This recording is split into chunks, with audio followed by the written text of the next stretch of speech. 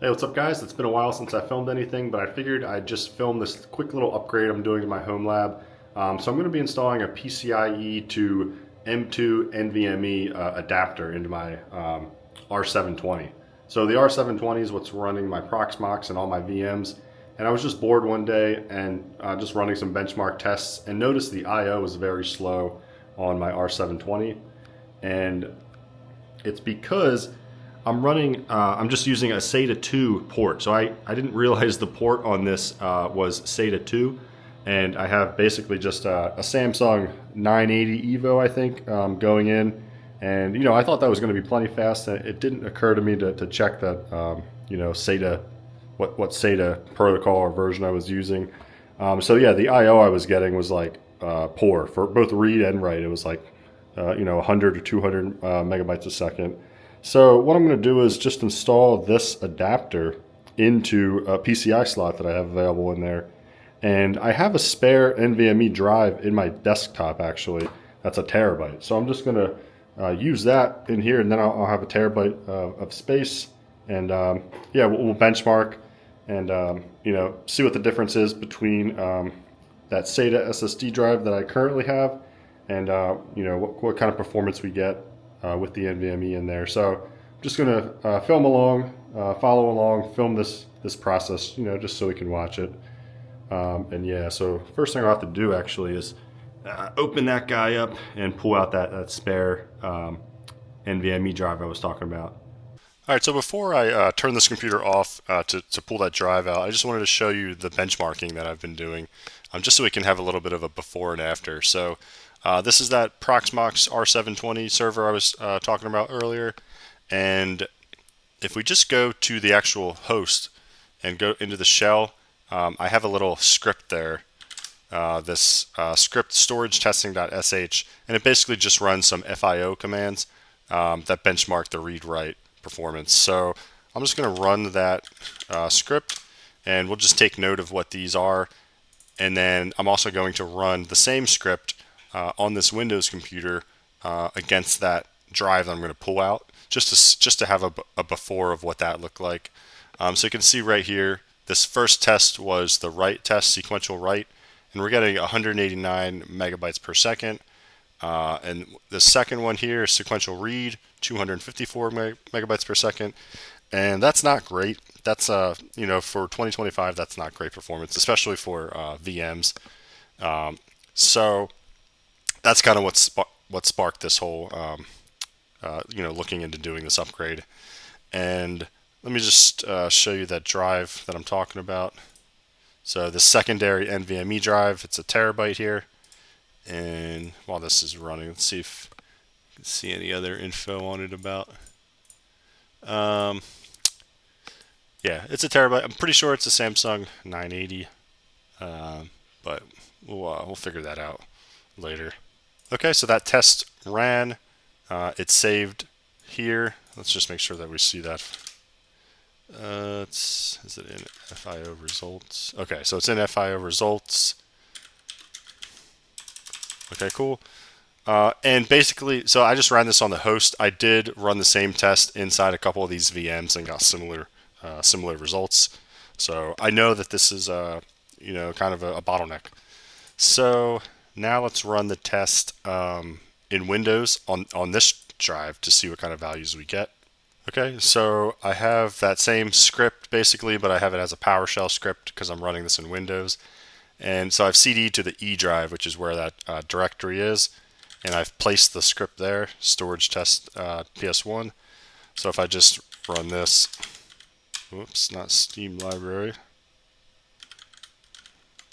storage test PS1, you'll notice these results are blowing it out the water. Sequential write, we're getting, basically 3 gigs instead of like 100 or 200 megabytes. Yeah, same here for read and write, very similar, and we got the log saved. Okay, so I just want to do that before I shut this computer off and pulled that drive out. All right, so I ran these two commands here just to figure out which disk is which. So my C drive is on the 970, and E, which is the one we want to take out, is is this 980. So we need to make sure we remove the 980 when we open up the case. Alright, so I got the computer up here. I'm just going to remove these screws so I can open the case.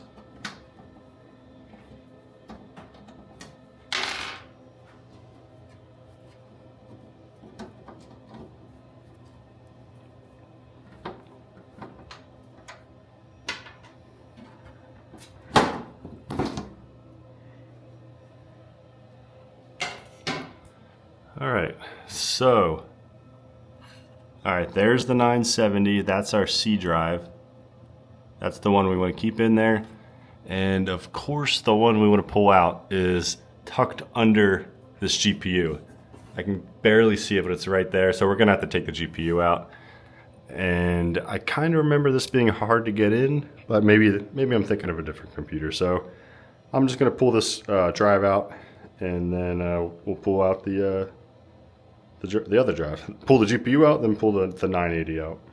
All right, GPU came out relatively easily. You know, didn't have to unplug any wires or anything. Can you even see that? Yeah, there you go. So there's the 980 exposed right there. So I have this screwdriver here. I'm just gonna unscrew it.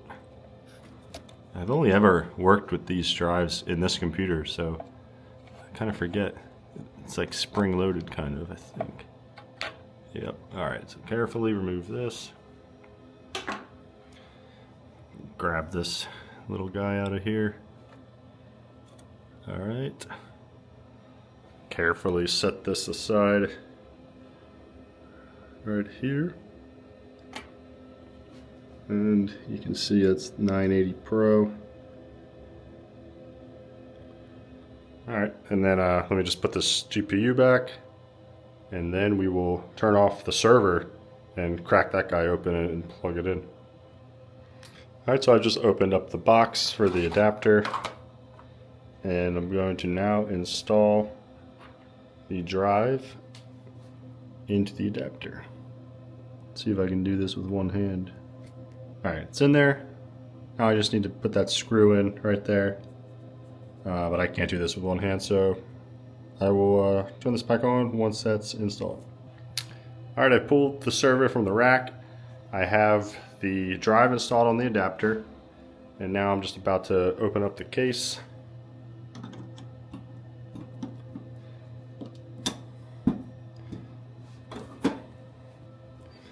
And see what we're working with in here.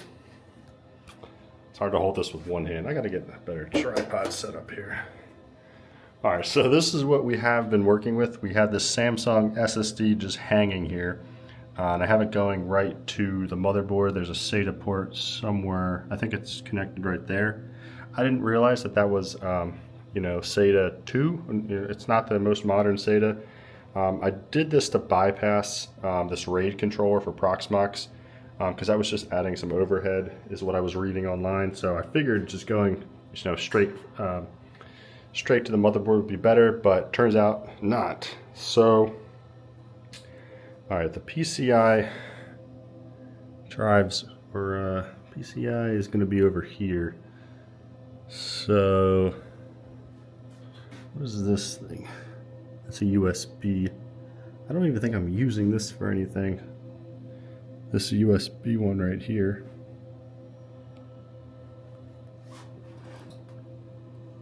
And there's another Ethernet one there.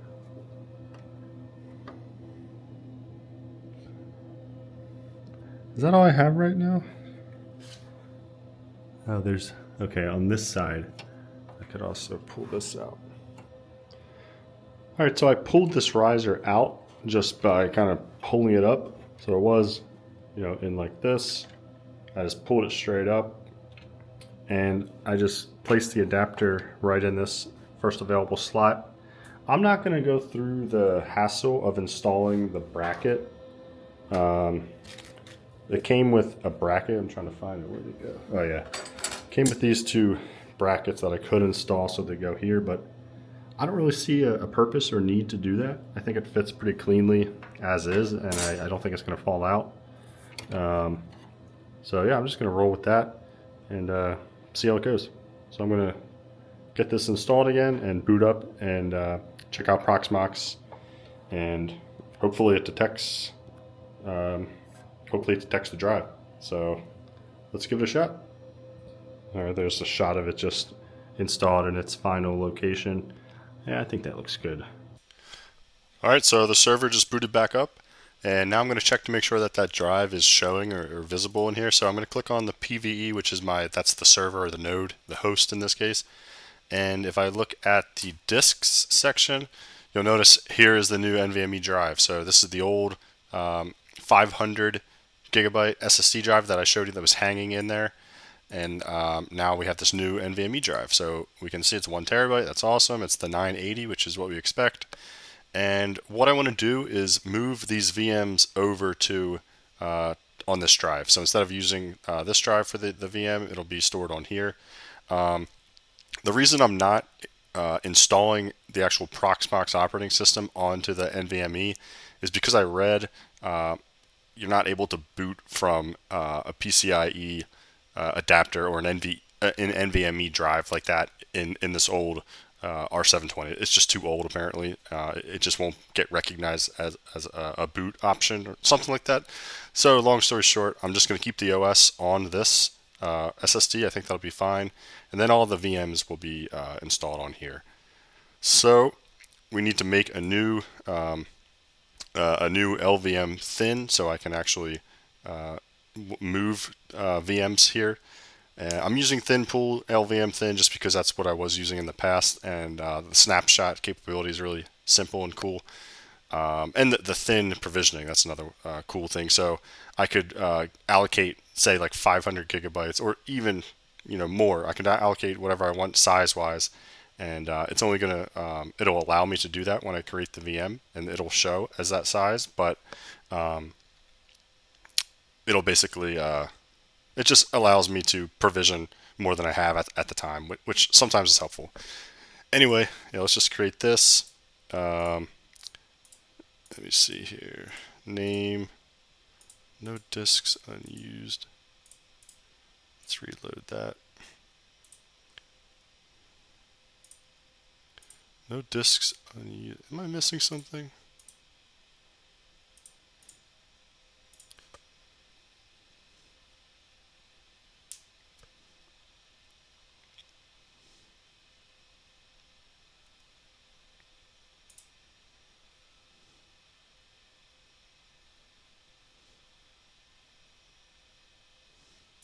Maybe I need to wipe this first. Let's try that.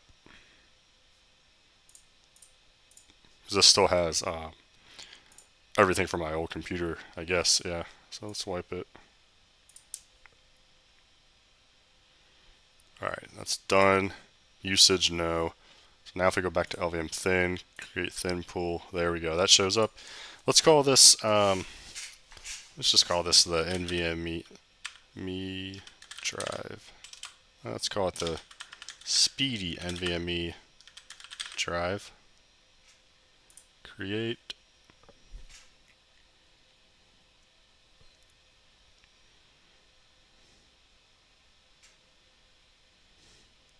Okay, cool.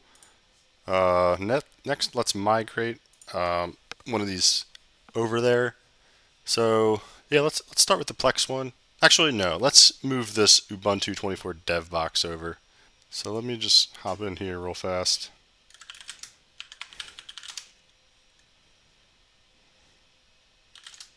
Let's run that storage benchmark in here, and then we'll shut it down and we'll move it over to the new drive.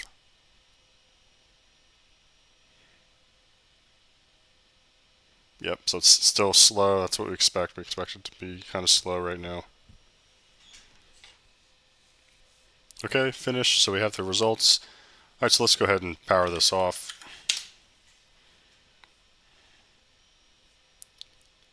All right. Almost off.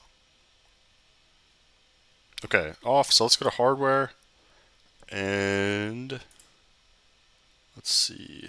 Disk action, move storage. So this is the one we want to move. It's 100 gigs. That's basically the main drive there. Move storage. speedy NVMe drive. Delete source. Yep, I don't want that there. So, all right. Not exactly sure how long this will take.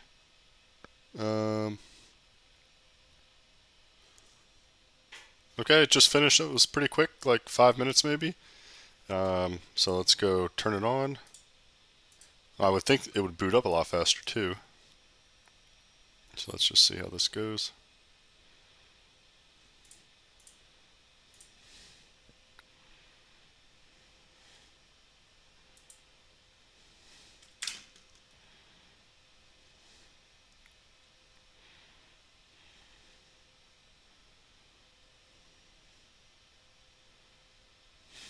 Seemed pretty quick.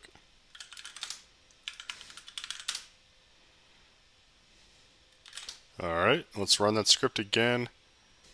Dash NVMe test. Okay, so running disk benchmark with label NVMe test. Alright, it's faster. Definitely faster. Not quite as fast as I thought it was going to be. But it's definitely faster. 891, 934.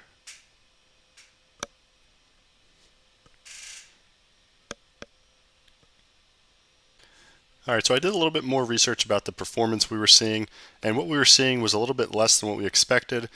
So I had a conversation with Claude, and I went back and forth, and they basically gave me a few different FIO commands to try to prove that the drive is working as expected. So the first thing they had me do was on the host. So on the Proxmox host, we ran this command, this first one up here, and as you can see, that's right here. And here we're getting reads of about 3 gigs per second, so that's as expected. That's great. And then this is the command that or that Claude said would be a good test to run on the actual VM inside Proxmox. So I went ahead and ran that on the Ubuntu dev box that I have here, and you can see we're getting close to 3 gigs a second, which is great. That's awesome. So this right here is enough to prove to me that this was a success and we're getting much better speed. I think another good test that I want to complete is to run this test, run this same command that we ran here on a VM that is not on the NVMe yet. So we didn't move this Rocky 9 dev box over yet, so this is still running on that SATA drive. So I've SSH'd into that and went ahead and ran this command exactly as I ran on the other one. And you can see here we're getting slow speeds, 277 megabytes per second versus, basically 3 gigs. So that tells me that this command is valid and it's not just giving us bad information. Yeah, so I think the last test I'll do is I'll turn this Ubuntu, or not Ubuntu, this Railbox off, move it over to the NVMe drive, and then that'll be our final test just to make sure. All right, so I went ahead and powered that off. Now I'm going to move that drive over. This one should be a lot quicker because it's 32 gigs instead of 100, but let's move the storage to the speedy NVMe drive, delete the source, and I'll just pause this while this copies. Okay, the transfer finished, so I'm just going to start it back up. And we're going to run that same test again. So just give it a couple seconds to boot up.